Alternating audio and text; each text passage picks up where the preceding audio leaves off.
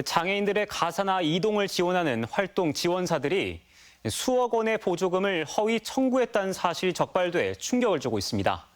의심 사례까지 포함하면 10년 동안 부당 청구된 보조금이 무려 13억 원에 달해 경찰이 19명을 수사선상에 올렸습니다. 장애인 활동 지원 바우처 결제 방식에 허점이 있다 보니 이 같은 일이 비일비재하다는 지적입니다. 화현호 기자입니다.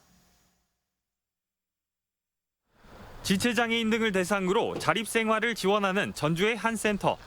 거동이 불편한 장애인 200여 명을 대상으로 가사를 돕거나 이동을 지원하고 있습니다. 그런데 일부 활동 지원사들이 실제 일을 하지도 않고 보조금을 허위로 청구했다는 사실이 최근 적발됐습니다. 그분들은 다 일 안 하고 있습니다. 바로 그때 인터뷰하면서 답변 쓴 상태라서. 센터 차원에서 모를 수도 있죠, 그거를. 이용자 집에 모니터링을 나갔을 때도 그 활동 지원사가 그곳에 계셨기 때문에. 활동 지원사가 장애인이 갖고 있는 카드를 단말기에 찍으면 시간이 계산되는 방식인데 대부분 장애인의 카드를 가지고 다니며 수시로 결제하는 수법입니다. 보조금은 시간당 15,000원 수준. 허위 청구가 확인되거나 의심되는 활동 지원사만 모두 12명으로 13,000여 건의 사례가 적발돼 금액으로 따지면 7억 원이 넘었습니다.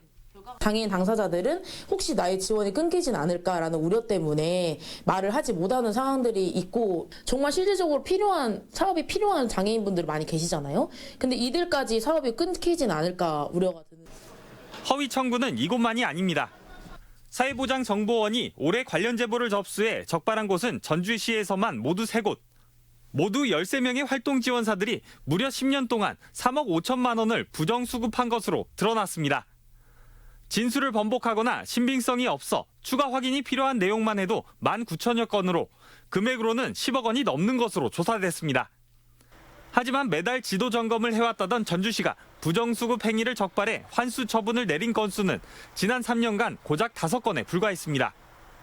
물론 열심히 하고 있어요. 저희가 적발이 그러니까 그것처럼 쉽지가 않아요. 이런 거는 누가 제보하지 않는 이상은 이제 드러나기가 좀 쉽지는 않죠. 사실상.